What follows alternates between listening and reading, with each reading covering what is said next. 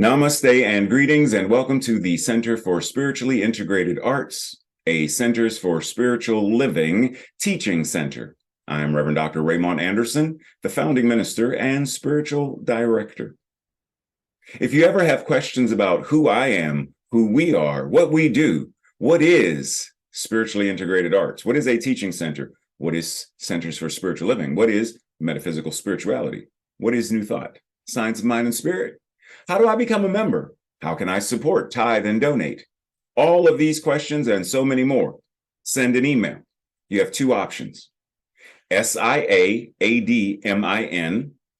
Spiritually Integrated Arts, admin at spirituallyintegratederarts.org, or spirituallyintegratederarts@gmail.com.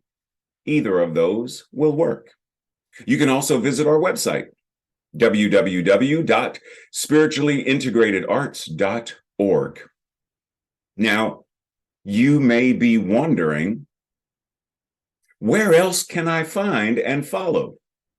There are several other social media platforms that you can also subscribe and follow. Facebook, Instagram, Twitter, and our YouTube channel, where you can also find all of our Sunday messages and more. I look forward to hearing from you soon. I look forward to you being a part of this beloved community. Because we are a virtual community, it doesn't matter where in the world you are. This can also be your spiritual community, because you can have more than one. Anywhere that you feel supported, anywhere you are spiritually fed is home, is community, is relationship.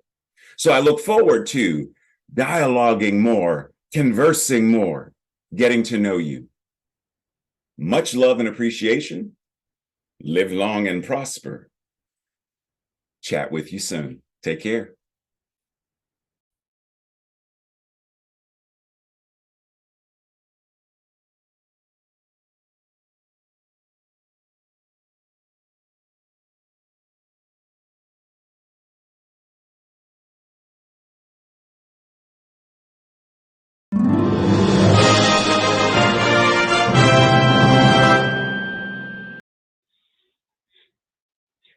Namaste and greetings, and welcome to week number 3 of August. And yes, today is a day we gather over in the After Sunday Message Zoom room to chat, to fellowship, to converse, to come together as community. If you do not already have the Zoom link, send an email to either of the email addresses you see on your screen, and the Zoom link will be sent to you.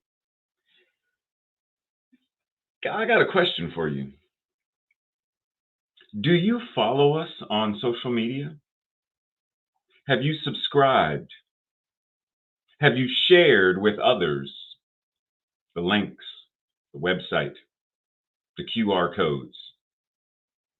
If not, this is a great opportunity, a great time, a great chance for you to do so, to like, to follow, to subscribe, to share, to join in what this beloved community is working on creating, a world that works for all, a demonstration of the beloved community.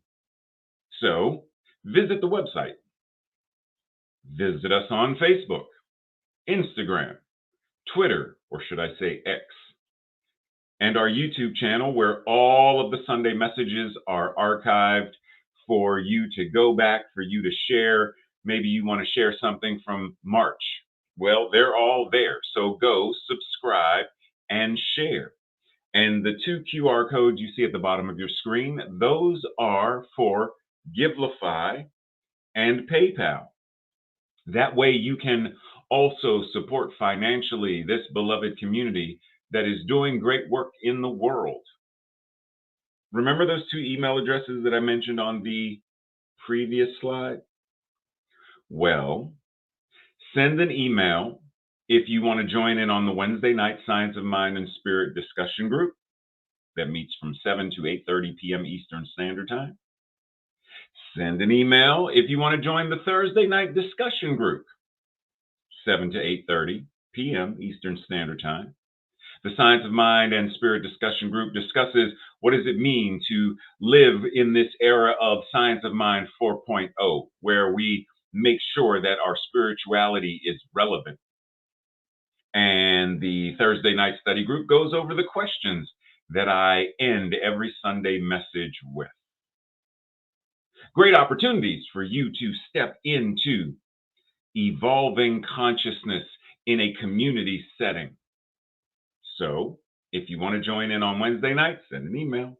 If you want to join in on Thursday night, send an email. Now, remember I mentioned following, subscribing, liking, sharing, visiting the website? Well, this fall we will be kicking off officially teaching accredited CSL classes.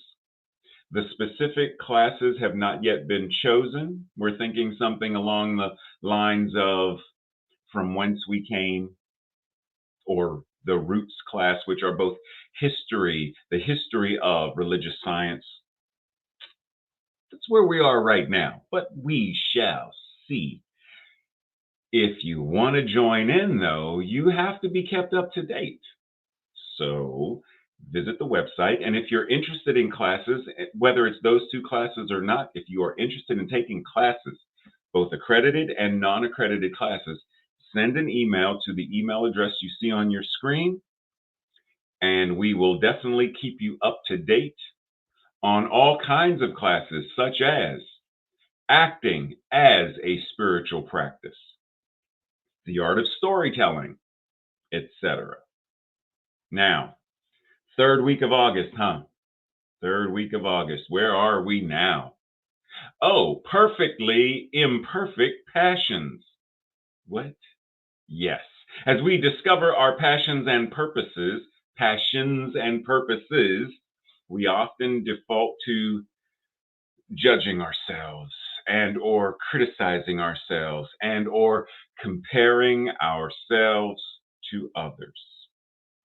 Feeling somehow that we are not worthy, that we are not capable of carrying out or accomplishing our goals, our dreams, our desires, which causes us to somehow devolve into a state of apathy, stagnation, and fear. Fostering this illusion of separation, we feel paralyzed. That prevents us from stepping, leap of faith, deeper and higher into our dreams and our vision. All too often we take score too soon. We don't give enough time to allow the creative process to reveal the perfection of our passionate path through this thing called life.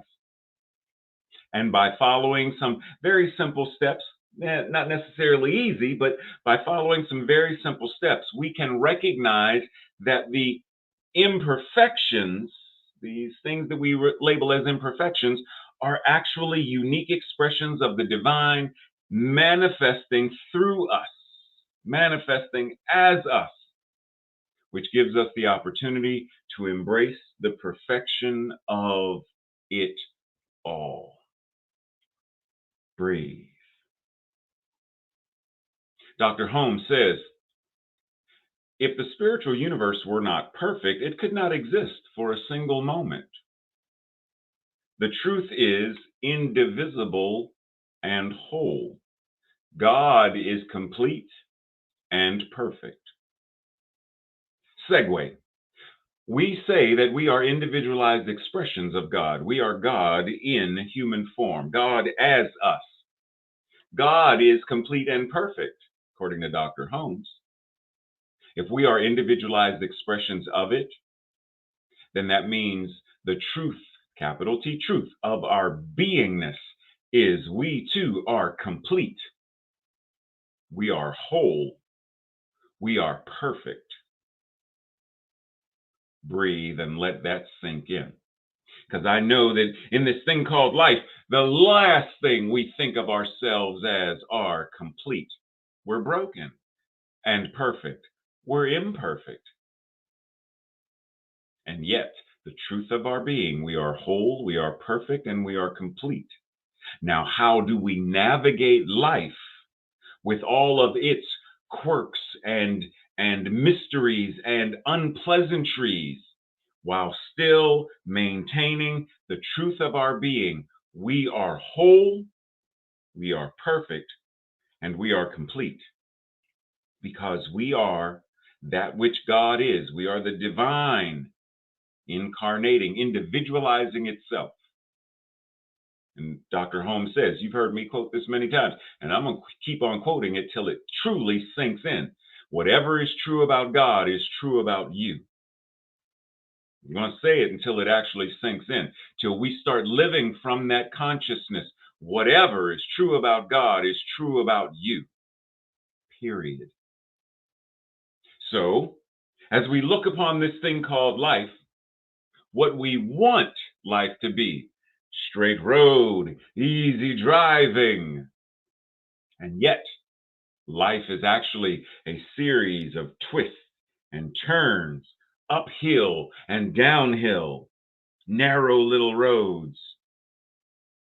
There's the life that we would like to envision, A to B, period. And it's done. And then there's the A, chicka chicka whoo goo, chicka chicka, oh, that's crooked, and then B. And then there's the A, whoosh, whoosh, whoosh, whoosh, whoosh, whoosh, whoosh, whoosh. I'm going backwards. Actually, I'm not. Where am I? I don't know where I. Whew, I made it to B. All of these are various points, ways of experiencing life.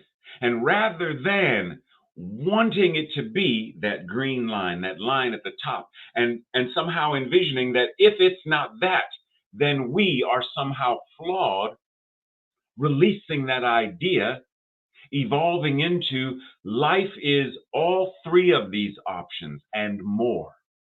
There are times that we can easily go from A to B. And there are times when the traversing A to B is that middle line. And there are times when it's that bottom line, the series of scriggles and scrabbles and whoo, messiness. All of this is life expressing. And what did that other slide say? God is whole, perfect, and complete. Then that means each of these lines, the essence of it, the truth of it, is whole, perfect, and complete. Even that last one. That looks like a bunch of jumbled mess, a ball of knotted yarn. Nonetheless, the essence of it, the truth of it, is still whole, perfect, and complete. So, what happens in our lives when we step into recognizing that no matter which of these lines we are currently experiencing, we are still right where we are experiencing life as being whole, perfect, and complete? What shifts within us? What shifts within us when we no longer, wait a minute, wait. Why is her plant growing? Why are his muscles bigger? I wish I was as fit as her. Well, I wish I had the career that she has. When we stop comparing, because that's what those three lines represent, comparison. We see somebody else's life and it seems to be straight and easy and comfortable. It's just the desired path. We see someone else as having more money, the desired path. We see someone else that we deem as more beautiful, more fit, more healthy, more wealthy, more friendly, more intelligent, more muscular, more whatever.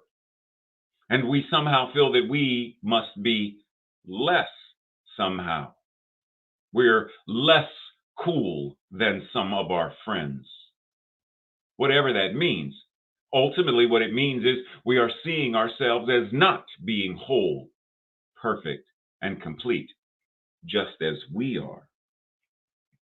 They are whole, perfect, and complete in their own representation as an individualized expression of God. And so are we. So, what happens if we drop the need the conditioning to compare ourselves, to judge ourselves, to criticize ourselves. What if we simply sat in the idea that we are good enough? Breathe. And not just good enough in terms of, that's good enough. No, no, no, no, no, no, no. I mean that we are enough. That we not need become something else to be enough. We intrinsically are enough. And we are good enough. Period. So if we are what culture and society calls overweight, we're still good enough. We're what culture and society would call as poor or homeless, we are still good enough. Whatever that label is that we would give or be given, the truth of the matter is whole, perfect, and complete.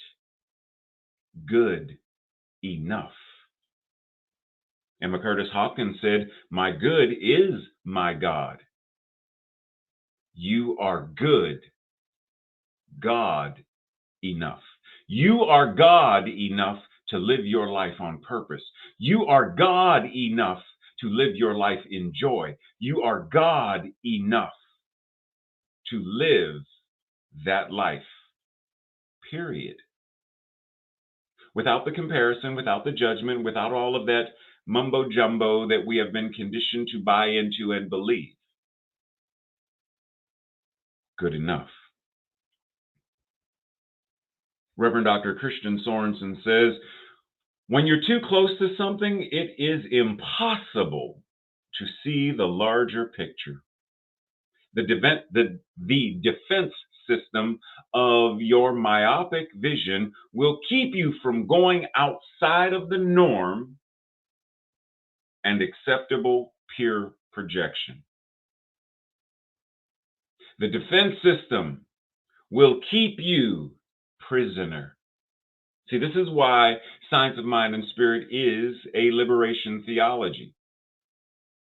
Our fifth principle, our fifth declaration of principles, we believe the ultimate goal of life to be a complete emancipation of all discord of every nature. Of all discord of every nature.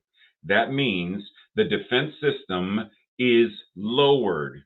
Our myopic vision is no longer myopic and tunnel. It is grander. And we learn how to step outside, to be outside of the confines of the norm, the confines of the indoctrination, the confines of the domestication and peer projection, which would have us conform. Be a nice little automaton that fits in. Do not rock the boat. For to rock the boat means that you are somehow not conforming to the cultural norms. Well, I don't want to conform to the cultural norms because the cultural norms would have me believe and be immersed in the consciousness of colonization, which is the consciousness that torments and terrorizes anything outside of it. You're black, you're brown, you're a person of color. Colonization torments and terrorizes, traumatizes, and kills. You're LGBTQ. Colonization, heteronormativity, toxic patriarchy. You are an abomination, you are detestable, and you should be stoned to death. I don't want to conform to that consciousness. So this teaching gives me the ability to emancipate and liberate my mind, my heart, my being, my life. It gives us the opportunity to lower the defense system. Now, it doesn't mean that we should have no defense system. Defense systems that keep us from sitting in a house while it's burning. Yeah, that's healthy. It should be there. The defense system that says, look both ways before you cross the street. Common sense and safety should be there. But when it comes to a defense system that would keep us compartmentalized and conform to a consciousness that is non-life affirming, It's time to break free of that. It's time to truly liberate ourselves and live beyond that. So, I would like to step into the realm of a personal tale of judgment, criticism, and comparison. So, what we're going to do is look at various times, various chapters, various aspects of my personal life where I engaged in judgment, criticism, and comparison. As a teacher, well, I'm not a good enough teacher. I'm not like Mrs. Bishop. I'm not as good as Mr. Moore. I'm not as good an artist as Boris Vallejo.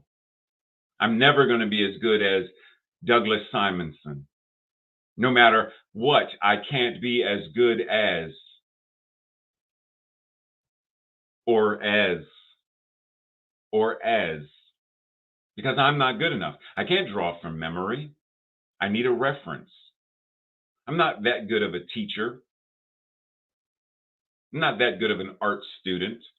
I barely graduated the Art Institute of Pittsburgh because I wasn't as good as my peers who came up with advertising and visual arts graphic ideas readily, quickly, easily. I didn't pick up the airbrush as easily as others who just seemed to be like, and it looked so good. Mine was like, what are you doing? Why are you? You know what? Mr. Webb was probably right. You're not good enough to graduate from this school. You're not good enough to even be in this school. Why are you here? I'm not a good martial artist. If I were a good martial artist, then when Sensei wanted me to get my black belt in Aikido, I would have gotten it. I'm not a good martial artist because A, B, C. Like pick a number, pick a letter, pick a reason. I didn't get to go to Ohio to study personally with Stephen Hayes, or I didn't get to go to Nebraska and study with Robert Bussey, which actually I'm glad I didn't. I didn't get to do. I didn't get to do. I didn't go. Oh, so many reasons. And then let's bring it to today. I'm not as good a martial artist as I was then because, well, two knee surgeries later, and this injury, and that, and oh, well, and then the thing in my neck. So I keep. Oh man, wow. You know, I never became an NIC certified interpreter. Not as good an interpreter as this person or that person. My receptive skills now are nowhere near what they once were. I'm just my sign language skills aren't like they once were, and even then, were they really that good? When I had pets, well, clearly I wasn't a good doggy dad because I left them to move to DC and never went back to get them, never went back to visit them. I'm not a very good uncle, not a very good friend. In fact, one of my students, Brent, I mean, yes, it was schizophrenia that made him snap, but maybe if I had been a better friend, I would have been able to help him and recognize the schizophrenia before he snapped and tried to stalk me and kill me. Clearly, I wasn't a good mentor or friend. Not a very good performer. Actor, when was the last time I was on stage? Sign language performer, not very, I mean, you know. Oh, let's not even get into the spirituality thing. Clearly, I'm not as good as Michael Beckwith, and clearly my spiritual practice isn't this or that, because if it were, then I would be able to what? Levitate or what do you think it doesn't matter what the point is, not good enough. Not a good enough dad. I mean, if I was a good enough dad, then all five of my children would be speaking to me and we'd be close and we'd be bonded. And, the grandkids would call and we would chat and we would hang out. And yeah, but, oh, and clearly I'm not a good enough brother. I'm not a good enough friend.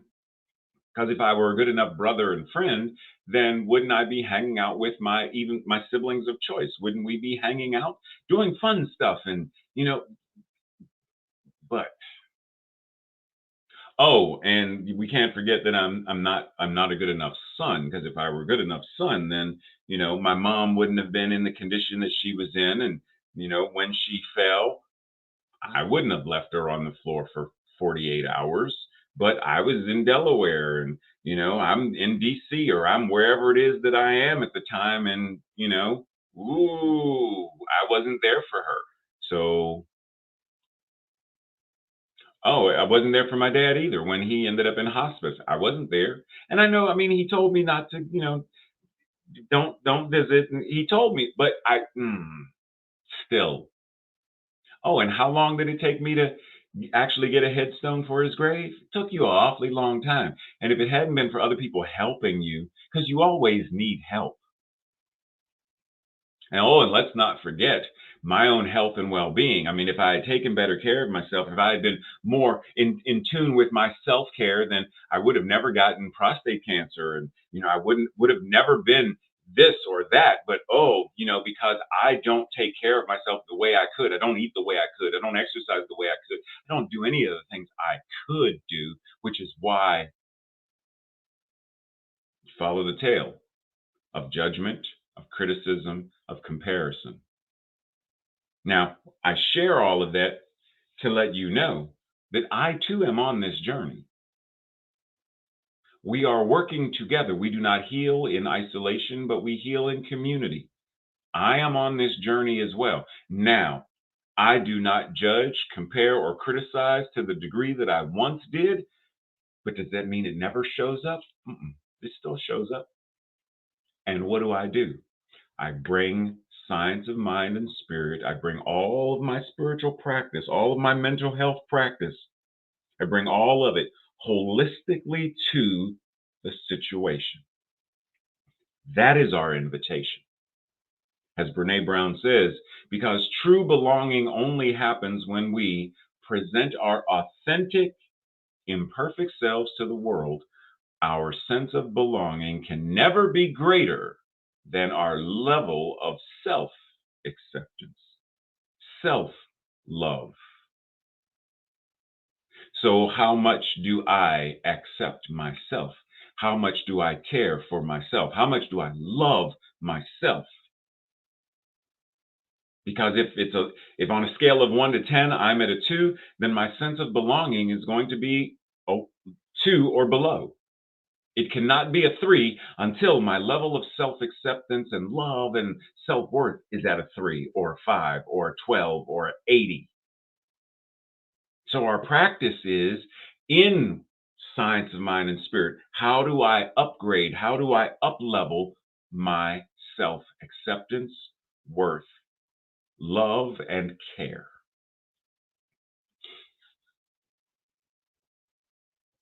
Yes, and. Yes, and what? Discern when something is a linguistic convenience or metaphysical malpractice. It's important because the way in which we use words, it's real easy for something that's said as linguistic convenience to sidestep into metaphysical malpractice, or something that's said as metaphysical malpractice, but we try to play it off, try to gaslight it like, oh, no, no, that was just linguistic convenience. So, for example, Mike Dooley says, treating any old job as if it were your dream job is the fastest way to spark the kind of life changes that will yield your dream job, right? So, this is an example. It's linguistic convenience because when we think of any old job, any old job is not going to get you because each of these people has a job, an occupation, a path.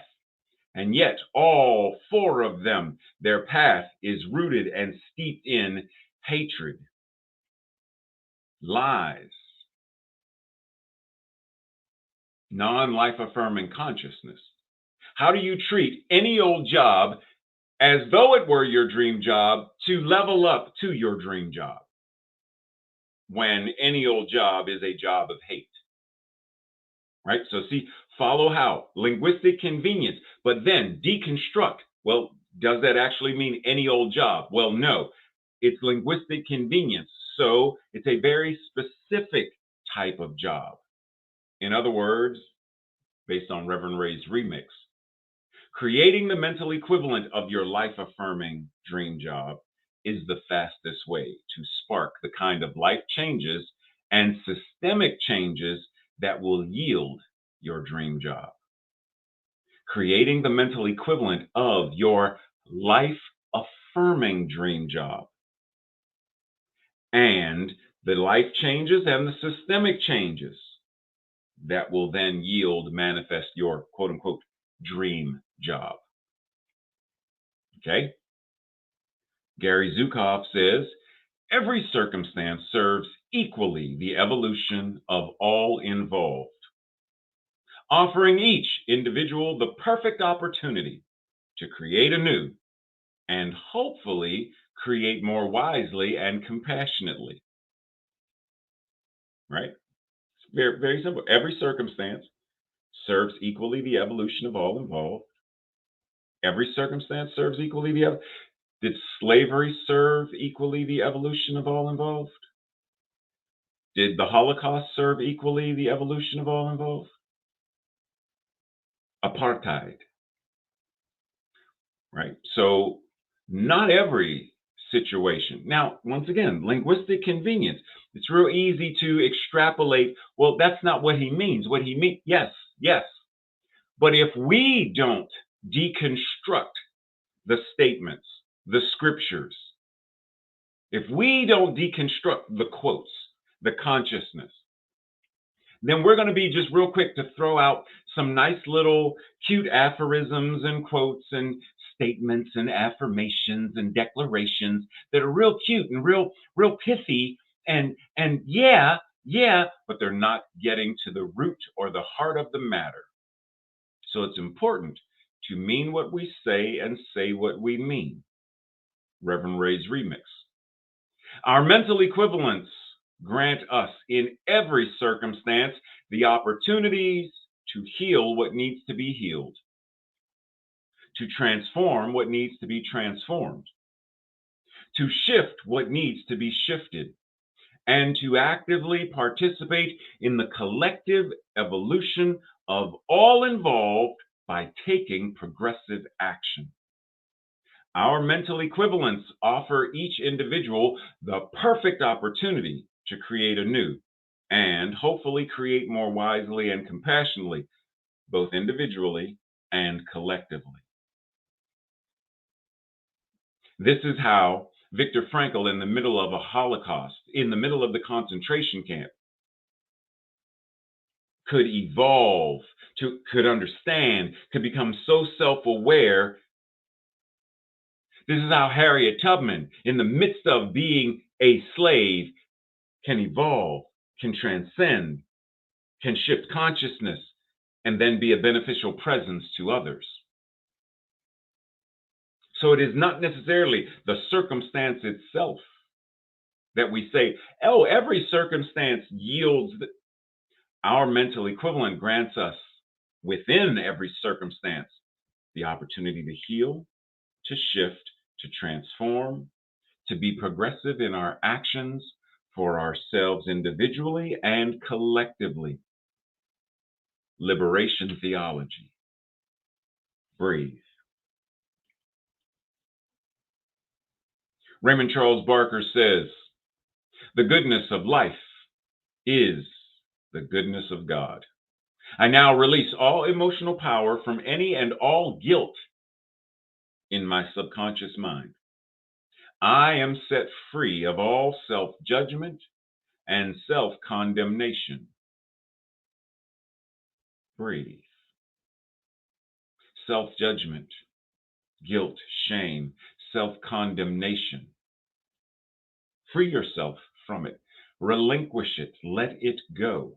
What does it serve to judge yourself? And we say things like, well, if I am not my own worst critic, then I will not push myself to.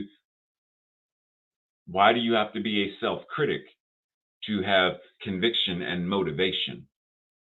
Why do you need to condemn yourself? Because think about, when a building is condemned, is it sustainable for someone to live in or work in? No. The building is condemned because it is not safe.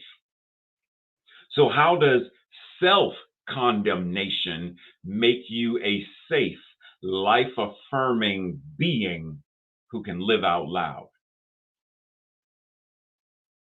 Breathe. Because this is our invitation to let go of what does not serve, to welcome in what does, and then to practice it effectively. Now, if we remember, Dr. Christian Sorensen said about the myopic vision, and we cannot see from the vantage point of where we are. So think of when you are within a maze, not a labyrinth, a maze, which has dead ends and wrong turns, etc. From this vantage point, it is very challenging to know where you are, but the moment you rise slightly above, you are able to see before you even make the turn to possibly ascertain, is that the best turn for me to take? And if you go even higher, you see even more that you are then able to, before I even move, I am able to see. I am self aware enough to know. Now, this does not mean we are supposed to have perfect, quote unquote, vision, perfect sight, perfect awareness of, like we are prophetic or something. Like I already know that choice. No, but what it's saying is, rather than simply seeing what is right before us as though it's all there is, soon as you hit what one would call you're driving and you go down a street and it's like, oh, this is a dead end. Do you, I will never get out of here, for I am stuck forever? Or do you put the car in reverse, back out, and go a different way? This gives us the opportunity to recognize there's always a choice that we can make. There's always a choice we can make. So, how do we make the choice to get higher and higher? Very simply, we've made the analogy many times about taking flight, eagle eye vision. Well, as Sue Monahan and Tracy Rhymes would harass me. Tracy Brown probably would too.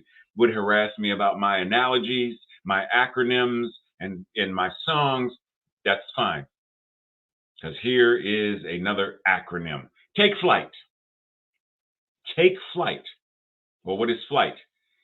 Take faithfulness, take love, take imagination, take grace, take healing, and take truth and soar.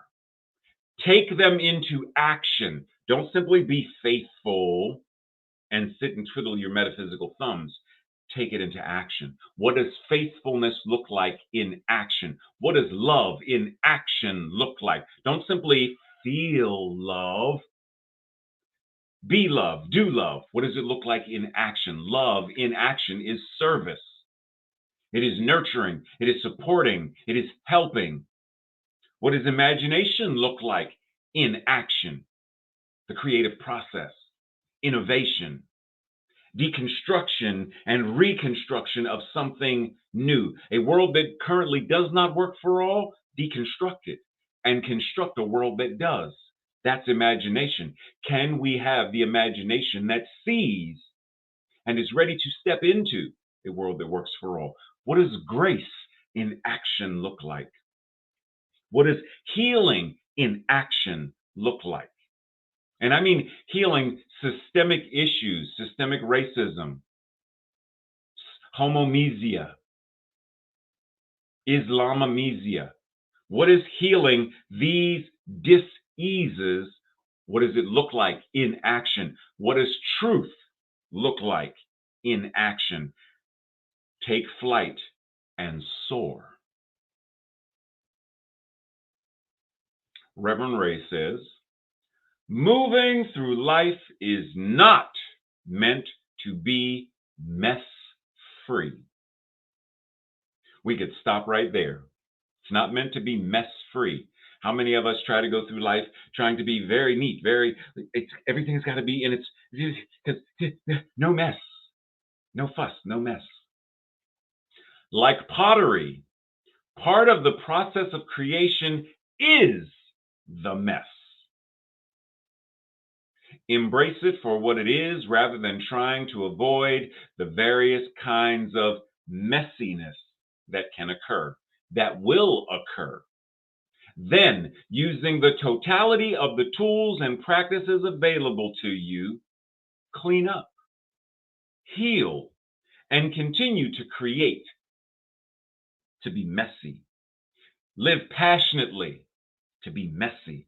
Intentionally, and messy. Courageously, and messy. And compassionately, and messy. Moment by moment. See, the potter creates, and there's mess, and there's clay, and there's flying all, and once the piece is done, the potter cleans up. Hands are washed, cleaned up, but then they return to the pottery. They return to the clay, and it's messiness all over again. Embrace the mess. This week's affirmation, our declaration, I will say it first. And if you feel in alignment with this, if it resonates with you, then say it with me on our second go round. I am a spiritual being living my perfect human experience. Together. I am a spiritual being living my perfect human experience. And so it is. This week's questions. Where does perfectionism show up for you? In what ways does perfectionism impact your life? What do you love doing that may not appear to be perfect to others or to yourself? Number 2, what about yourself do you tend to criticize, to judge, or to compare? And how can you be more compassionate to yourself in that process? What events in your life turned out far better than you initially thought they would? What story are you telling yourself or that you're telling others about your challenging experiences? And lastly, what are 3 perfectly imperfect events that you have manifested? And what was the perfection in the imperfection? Perfect and imperfect. Simply anchoring in this thing that we call prayer as we prepare to close our Sunday message, anchoring in the awareness of the goodness, as Raymond Charles Barker said, the goodness of God. It's all there is. And God being all there is, incarnating right here and right now as each of us, that goodness is incarnating right now as each of us as well. The goodness of God is the goodness of me, the goodness of each person watching. The goodness of God is all there is. And that goodness resonates, it emanates, it is invoked and evoked through all of this thing that is life expressing as each of us.